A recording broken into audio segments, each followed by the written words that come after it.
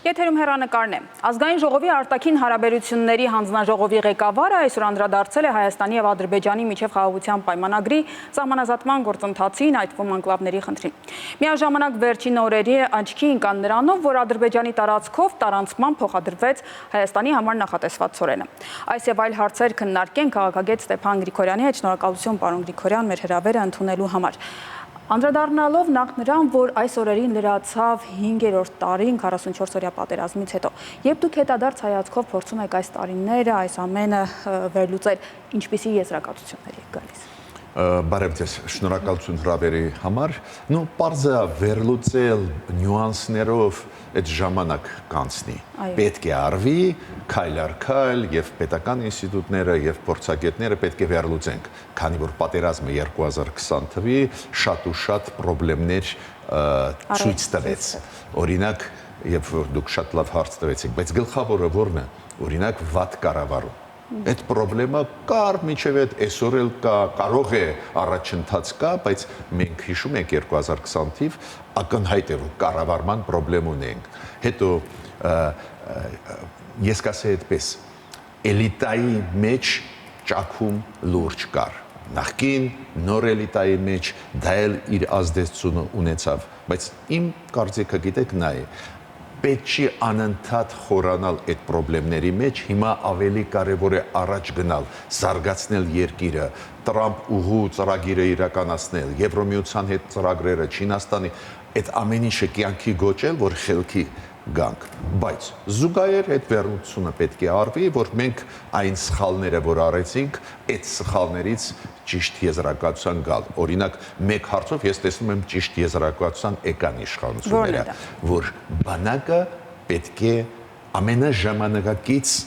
բանակների ստանդարտներով ստեղծվի, առաջերտին ՆԱՏՕ-ի ստանդարտներով, բայց շատ կարևոր է, որ դուք տեսնում եք, չէ՞, մեր բանակը հիմա ակտիվ աշխատում է, իշխանությունները բանակը ակտիվ աշխատում են տարբեր եվրոպական բանակների հետ մեր բանակը ժամանակակից դարձնելու ու պետք է խելքի բերել ոչ թե դրա համար, որ ինչ որ մեկի դեմ պատերազմենք, այլ պաշտպանողականությունը ուժեղացնենք։ Պաշտպանողությունից բացի ըստ էության նաև այլ հարցեր են մեր առջև դրված, ինչպես նշեցիք TRIP-ի մասին, տարբեր երկրների հետ հարաբերությունների մասին, ապա շրջափակման հարցում, հա, մենք շատ տարբեր խնդիրներ ենք քննարկում, տարբեր նախագծերի մասին են խոսվում, որոնք են ռեալ այս պահին, որոնք հնարավոր է իսկապես զարգացնել։ Որը մեր սուվերենության շրջանակներում է, այդ նույն մեղրի երկաթգծի վերականգնումն է, այդ TRIP ուղի կոչվածի, Միացյալ Նահանգների հետ մենք ունենք պայմանավորվածություն երկկողմ, որ համատեղ ընկերություն պետք է ստեղծենք, այդ ընկերությունը պետք է սկսի աշխատել եւ ֆինանսները բերել Հայաստան, օգնել, վերականգնել այդ երկաթգիծը, քանի որ ավտոմատ այդ երկաթգիծը վերականգնելուց հետո մենք ոչ միայն Ադրբեջանի համար ինչ որ ճանապարհներ կբացենք, ավտոմատ Վաշինգտոնյան պայմանավորվածությունները եթե կարդակ, հռչակագիրը, նաև մեզ համար ճանապարհներ կբացվեն, դա շատ կարևոր է։ Օրինակ նույն Ադրբեջանի կողմից դուք հիմա ակնարկ արեցինք, որ Ադրբեջանը ինչ որ ճանապարհներ մեր ծորենի ու այլ ապրանքների, ինչքան հասկանում եմ, թույլ կտա, որ մտնեն Հայաստան, Ադրբեջանի տարածքով, Վրաստան, Հայաստան երկաթգծով, դա իմիջիայլոց էժանացնում է այդ տեղափոխում է ապրանքների Հայաստանի համար, բայց ուզում եմ ասել, այդ տեղաշարժերը պետք է արագ իրականացնենք, օգտվենք դրանից, հասկանում եք։ Հիմա կարելի է խորը վերլուծել, ինչի Ադրբեջանը այդ քայլի գնաց, միգուցե ուզում է իր իմիջը աշխարհում բարձրացնել, միգուցե դա ճնշման արդյունք է Միացյալ Նահանգների, Եվրոպայի, դա կարևոր չի, կարևորը բացվեց դռները, դու պետք է օգտվես։ Ու ծրագիր կոնկրետ հողի վրա, երբ որ ես ասացի խնդրեմ մենք ունեինք 2020 թվականի լոջիստիկայի հարցով, հիմա էլ նույնացի խնդրեմ ունենք։ Ուրեմն դա այդ բացերը պետք է փակենք, պետք է շտկենք, ինչքան կարելի է էֆեկտիվ իրականացնենք ծրագրեր։ Օրինակ հյուսիս-հարավը ինչքան տարի կառուցում ենք։ Միայն այս իշխանությունների օրոք գոնե 4 տարի վերջի ակտիվ շինարարությունը գնում է։ Քանի որ մենք 1000 տարի կարող ենք խոսել փայլուն ծրագրի մասին, եթե չիրականացնես, չկա այդ ծրագիրը։ Հասկանում եք, հողի վրա պետք է լինեն այդ ծրագրերը իրականացված, որ աշխարհի համար դու հետաքրքիր լինես, բարիբախտաբար տեղաշարժ կա, բայց ուժեղացնել է պետք։ Հայաստանի առաջարկը հետևյալն էր, որ բոլոր ճանապարհներին դա վերաբերի, բայց հիմա խոսույթը կարծես կենտրոնացած է Մեղրիի ճանապարհի վրա։ Որքանով է հավանական մյուս ճանապարհների բացման հնարավորությունը։ Ну, Ալիևը վերցրեց, ստանձնեց պարտավորություն։ Ինչ է նշանակում հռչակագիր ստորագրված Վաշինգտոնում Հայաստան, Ադրբեջան, որի տակ որպես վկա ստորագրություն դրեց Դոնալդ Տրամպը։ Անձնական երաշխավորությունը։ Այո, դա ավտոմատ նշանակում է, այո, մենք պետք է բացենք ճանապարհ Նախիջևանից դեպի Ադրբեջան Հայաստանի տարածքով, բայց այնտեղ հստակ գրված է, նաև դրանից պետք է օգտվի Հայաստանը, նաև եւ այլ։ Ինչը նշանակում, նաև Հայաստանը պետք է օգտվի այդ բարիքից։ Նաև մեզ համար ճանապարհներ պետք է բացվեն։ Ու շատ դժվար է պատկերացնել, որ ասենք վերջում հետ կանգնի Ալիևը։ Հենց Ալիևը տվեց հնարավորություն, որ իր տարածքով, իր երկաթգծով մեզ համար բեռները գան տարբեր տեղերից, Ղազախստանից, Ռուսաստանից, այլ տեղերից, հենց ցույց տալով, որ չէ, ինքը բլոկ չի անում։ Տեսեք, ոնց Տրամպը նորից հիշեցրեց կենտրոնական ասիական երկրների ղեկավարներին, որ հրավիրեց Վաշինգտոն։ Ինքը բացի կենտրոնական ասիական երկրների հարցերից խոսեց նաև TRIP ուղղու ծրագրից։ Ինչու ինքը մեսեջ ուղարկեց, որ Հայաստանը ինձ համար կարևոր է։ Ու հիմա բոլոր այդ 5 երկրները, որոնք մեզ հետ նորմալ հարաբերություններ ունեն, բայց չեք կարող ասել, որ շատ Հայաստանի մոտ շատ էին խոսում, հիմա այդ բոլոր 5 երկրները ասում են, այո, մենք պատրաստ ենք Ադրբեջանով, Հայաստանով, Թուրքիայով, որ մեր բեռները գնան, համագործակցենք Հայաստանի միջոցով։ Ինչ եմ ուզում ասել, նորից Միացյալ Նահանգները հիշեցրեցին Ադրբեջանին, որ իմացի, որ դա TRIP ճանապարհն է։ Թրամփի ուղու ճանապարհ։ Հիմա մենք տեսնում ենք նաև Ադրբեջանի նախագահի կողմից տարբեր հայտարարություններ հեռուստատեսության մեջ, թեև փոփոխություններ կան, բայց այդուհանդերձ նա խոսում է Արևմտյան Ադրբեջան, հա, ընդհանրապես Հայաստան վերադարձի մասին եւ նույնիսկ ասում, որ Հայաստանում չպետք է վախենան այդ ամենից, Գյոյչայի մասին էր խոսել։ Սրանք պարզապես հայտարարություններ են ներքին լսարանի համար, թե այդուհանդերձ որոշակի ուղերձներ են նաև արտաքին լսարանի համար։ Բաղադրիչ, որ ներքին լսարանի համար կա միանշանակ, բայց կա արտաքին գործոնը։ Այդ արտաքին գործոնը գիտեք ինչի հետ է կապված։ Հիմա Ալիևը նայում է, ֆիքսվեց Վաշինգտոնում շատ բաներ, ի օգուտ Հայաստանի, ի օգուտ Ադրբեջանի, հիմա ինքը մտածում է, արի օգտվեմ եւ օգտագործեմ նաեւ այն, որ Ռուսաստանն էլ ստեղ ուզում է լինել ու կարող է ինչ-որ ստեղից էլ մի երկու բան ստանալ։ Դա է պատճառը, որ ինքը առաջ է բրդում պատմական էջեր։ Այդ պատմական էջերը ինչի է ինքը մեջտեղը գցում։ Ոչ միայն դրա համար, որ ուզում է ասել ինքը հայրենասեր է, ներքին սպառման համար ակնհայտ է դա, բայց նաև ինքը դայում է, կարող է էլի մի բան փոկեմ Հայաստանից։ Դա է պատճառը, որ ես ողջունեցի, որ Նիկոլ Փաշինյանը ասաց, որ հիշում եք, որ այն քարտեզները, որոնց մասին խոսում է Ալիևը, մենք մտանք նայեցինք, այնտեղ Ադրբեջան չկա։ Հա, Գյոկչա անունը կա, բայց այնտեղ Ադրբեջան չկա։ Ու մյուսը, ինչը էլ ավելի կարևոր է, Ադրբեջանը վերագրում է պարսկական, արաբական անվանումները, որոնք կան Հայաստանում, Ադրբեջանում, մեր տարածաշրջանում, վերագրում է ադրբեջանական լեզվի։ Պետք է ստուգես։ Գյոկչան, ես համոզված չեմ, որ ադրբեջանական արմատներ ունի, ինչ եմ ուզում ասել։ Ամեն մի իրանց խոսքը պետք է ուսումնասիրես ու հետո պատասխանես, անպայման չի կոշտ պատասխանել։ Այ կարելի է այդպես ասել, գիտես ինչ է։ Փաստական տվյալները դնել։ Հա, դու ասեցիր քարտեզների մասին, մենք հարգեցինք քո ասածը, Ալիև ջան, մտանք, տեսանք, այնտեղ Հայաստան կա, Ադրբեջան չկա։ Ինչով ես դու բացատրում։ Տակից դուրս գալը շատ դժվար է։ Այդ ինչի հետ է կապված այս դիտողությանը Փաշինյանի Ադրբեջանը չի պատասխանել։ Իրենք բոլոր մեր դիտողություններին պատասխանում են, բոլոր առանց բացառությամբ։ Այս խիստ սրան չեն պատասխանել, քանի որ քարտեզներ կան։ Այս հենց ռուսական իմպերիայի շտաբի քարտեզ կան, այդ քարտեզներում, որի վրա հնվեց Իլխամ Ալիևը, չկա Ադրբեջան, կա Հայաստան անվանումով։ Միտքս ինչու՞մ է, ես դրանից չեմ մտածում, որ դա նշանակում է, որ Ալիևը ուզում է քանդել այդ process-ը խաղաղության, քանի որ իր շահերից էլ դա բխում է։ Ինքը ուզում է Մինսկի խումբը փակեր, ինքը ուզում է 907-րդ բանաձևը որ փակվի, կոնգրեսում դա չի փակվի, միջև ինքը հայերին բանտերից չթողնի, Բաքվի չի փակվի այդ թեման, միջև ինքը իրոք վստահելի քայլեր չանի, դա է պատճառը, որ մի կողմից ինքը շոշափում է, ինչքանով մենք հստակ ենք մեր դիրքորոշման մեջ, ինչքանով կարող է ինքը էլի մի բան մեզանից փոկի, եթե պատասխանները նորմալ տալիս ես հիմքում Վաշինգտոնը, դա երաշխիք է, որ մեզ վրա չեն հարձակվի ու մենք մեր գիծը կտանենք։ Պարոն Գրիգորյան, այսօր արտաքին հարաբերությունների հանձնաժողովի ղեկավարը անդրադառնալով Հայաստանի եւ Ադրբեջանի միջև խաղաղության գործընթացին, խաղաղության պայմանագրին, նշել է, որ Ադրբեջանի կողմից առաջ քաշվող նախապայմանը ստորագրելու համար ոչ լեգիտիմ է եւ ոչ ընդունելի Հայաստանի կողմից։ Խոսքը սահմանադրության հետ կապված ըստեյության։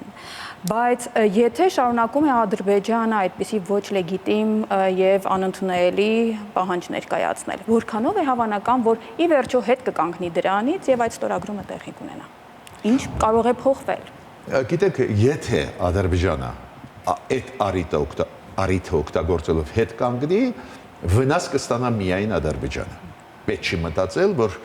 մենք վնաս կստանանք, քանի որ միջազգային տրամադրությունները կլինեն ի վնաս Ադրբեջանի, ոչ միայն բացասական կարձագանքի Եվրոմիությունը Միացյալ Նահանգները, նաև արաբական աշխարհը, բոլորը կհասկանան, որ հետ է կանգնում Ադրբեջանը։ Բայց ես ստեղ մի առաջարկ ունեմ մեր կառավարությանը։ Միշտ դու պետք է կառուցողական լինես։ Ես օրինակ կասեի Ալիևին, ինչ ես ուզում։ Մենք կփոխենք քո խաթեր մեր սահմանադրությունը, բայց փոխի քո սահմանադրությունը։ Հասկացաք, ոչ թե սկսենք նաև ասել, որ ոչ մի վտանգ չկա, դա էլ է ճիշտ։ Մեր կառավարությունը ասում է, ոչ մի վտանգ չի պարունակում մեր սահմանադրությունը քո տարածքային ամբողջականության։ Բայց ես կառաջարկեի նաև երկրորդը։ Մենք իշխանություններս կհամոզենք մեր ժողովրդին, որ այդ փոփոխությունը կկատարենք հենց Ադրբեջանի խնդրանքով, առաջարկությունով, եթե դուք էլ ձեր սահմանադրությունը փոխեք 1918 թվի ձեր առաջի հանրապետությունից։ Ինձ հավատացեք, իդեալական կաշխատի։ Բայց երբ որ մենք մենակ մի մասն ենք ասում, Ադրբեջանը շարունակում է կրկնել։ Անպայման ես կասեի այդպես բալանսավորված այս ձևի հարցեր պետք է դրվեն, նույնը, ասենք Ադրբեջանը ասում է դուք հարգում եք հայեր մարդու իրավունքները, այո, մենք հարգում ենք։ Չես կարող ասել։ Դե ասում է հարգեք էլի ադրբեջանցիների իրավունքները, որոնք նախկինում ապրում էին։ Ես համարում եմ այդ թեզը ֆեյք է, բայց պետք չի պատասխանել, որ դա ֆեյք է, չեն ապրել են ադրբեջանցիք։ Ուրճացնում են թվերը։ Դու ասում ես, խնդիր չկա, ինչ ես ուզում, նստենք, քննարկենք այդ հարցը։ Բայց հիշում ես, կես միլիոն հայեր ապրում Ադրբեջանում։ Հիմա մի հայ չի ապրում, չէ՞։ Նույնիսկ Ղարաբաղում չկան հայերը։ Ուրեմն դու այդ կես միլիոնի հարցը լուծի, մենք լուրջ կքննարկենք քո առաջարկը։ Հավաստիացնում եմ ձեզ,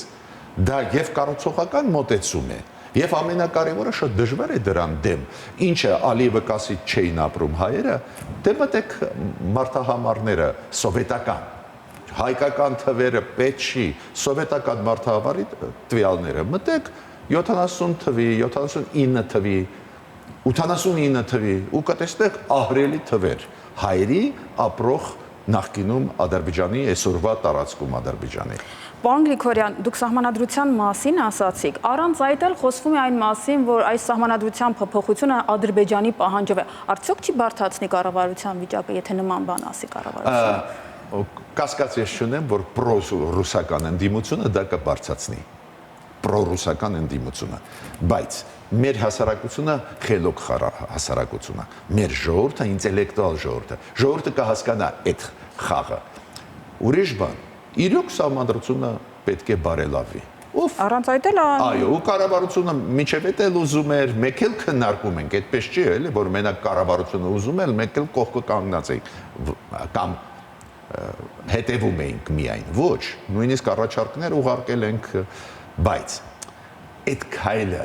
կոչվում է ռուսերեն պետք է ասեմ նապերежение։ Երբ որ դու ասում ես ժողովուրդ, հայ ժողովուրդ, որ փակենք այդ թեման, թույլ տվեք այդ միտքը մենք ասենք, որ նույնիսկ մեր ժողովրդին կբացատրենք ինչքան կարևոր է մեր սահմանադրությունը ու անել փոփոխություն, որը սպասում է Ալիևը, բայց մենք Ալիևին ասում ենք, մենք էլ սպասում ենք քեզանից քո սահմանադրություն փոփոխություն։ Կփակվի, քանի որ Ալիևը չի կարողանալու գնալ իր սահմանադրությունը փոխել Հայաստանի պահանջով, հասկացաք, ու կփակվի։ Բայց այո, համաձայն եմ, որ կշարժվի, կփորձեն իշխանությունների դեմ դա օգտագործել։ Երկրորդ բանը, որը խոսեցիք ադրբեջանցիների մասին, ի վերջո ժամանակին, երբ որ հեռացել են ադրբեջանցիները, նաև այդ վկայությունները կան, որ նրանց մի մասը փոխանակում են արել տների, մի մասը փոխհատուցում են ստացել, այս հանգամանքը ինչպես է դրսևորվում։ Գիտեք, ես Գերագույն խորհրդի պատգամավոր էի 90 թվից մինչև 95 ու հենց դա նկատի ունեմ։ Ես շատ կարևոր է, որ ես այն հանձնաժողովի անդամն էի փախստականների հարցերով, ով զբաղվում էր այդ հարցով։ Ուրեմն գերակշռող մասը ադրբեջանցիների Հայաստանից փոխանակեցին իրանց գյուղերից բնակարանները Կիրովաբադի կենտրոնում, հիմա Գյանջա է, եւ Բաքվի կենտրոն։ Ուղիղ հակառակը այս ադրբեջանցիք, ովքեր հիմա ապրում են Ադրբեջանում, ու Ալիևը ասում է պետք է վերադառնան, իրանք պարտք են հայերին։ Իրանք գյուղի տունը, որի գինը օրինակ այն ժամանակ 10,000 դոլար էր, փոխանակեցին 1 միլիոնանոց բնակարանի Բաքվի կենտրոնում։ Իրանք են պարտք մեզ։ Ուրեմն ստեղ նյուանսներ կան, որոնք կբարձրացնենք, ու դուք ճիշտ եք ասում, զգալի մասը ադրբեջանցիների հասցրեցին եւ գույքը տեղափոխել, փոխհատուցում ի պաշտոն է դա կոմունիստական ժամանակվա մեր իշխանությունները Հայաստանի փոխհատուցում շատերին տվեցին։ Ուրեմն իրենք պահանջ չեն կարող ունենալ, բայց իմ ասածը ուրիշ է, որ հնչի լավ աշխարհում։ Ժողովուրդ ջան, մենք պատրաստ ենք ցանկացած հարց քննարկել սիմետրիկ։ Ադրբեջանցիք դնում են հարցը 100,000 ադրբեջանցի, ովքեր միջև ապրել են, շատ լավ։ Կես միլիոն են հայ ապրել Ադրբեջանում։ Նույնիսկ եթե վերադարձի մասին մենք չենք խոսում, փոխհատուցում պետք է տան։ Ուրեմն ինչ եմ ուզում ասել, կոնստրուկտիվ մոտեցումը չեք կարող ասել, խափանում է խաղաղության process-ը, բայց սիմետրիկ։ Այդ սիմետրիայի խախտումը վնասում է այդ խաղաղության process-ի։ Հիմա անդրադառնալով հասարակություններին, դուք նաև ըստ էության հետևում եք ադրբեջանական մամուլին, փորձագետների խոսքին, Հայաստանում եւ այնտեղ հասարակությունների մակարդակում ինչպիսին են նարատիվները, պատկերացումները իրար մասին։ Արդյոք վստահություն կա ձևավորվող։ Վստահություն պարզ է, չի ձևավորվում արագ, պատերազմը 5 տարի առաջ էլ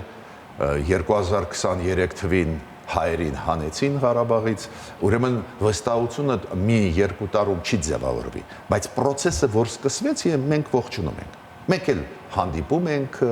ադրբեջանցիների հետ, մենք էլ մերը ասում ենք, իրանք մեզ են ասում, բայց ստեղ մի նյուանս կա։ Մեր հասարակությունում ազատությունների աստիճանը բարձր է։ Ադրբեջանում մի քիչ ավելի բարդ է, ու իրանց կողմից եկած լրագրողները, փորձագետները, իրանք ավելի սահմանափակ են իրանց կարծիքը ազատ ասելու։ Ստեղ սիմետրիկ չի։ Հայաստանում մենք խնդրեմ չունենք քննադատելու իշխանություններին, առաջարկություն անելու, կոշտ քննադատելու, ազատ։ Այնտեղ մի քիչ այլ է մթնոլորտը, դա է պատճառը, որ քայլ առ քայլ պետք է աշխատել։ Բայց ցանկացած դեպքում այդ հանդիպումները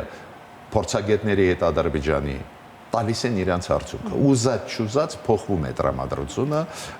այդ ուղղությամբ պետք է աշխատել։ Շնորհակալություն, պարոն Գրիգորյան, ես հիշեցնեմ իմ զրուցակիցը Ստեփան Գրիգորյանն էր։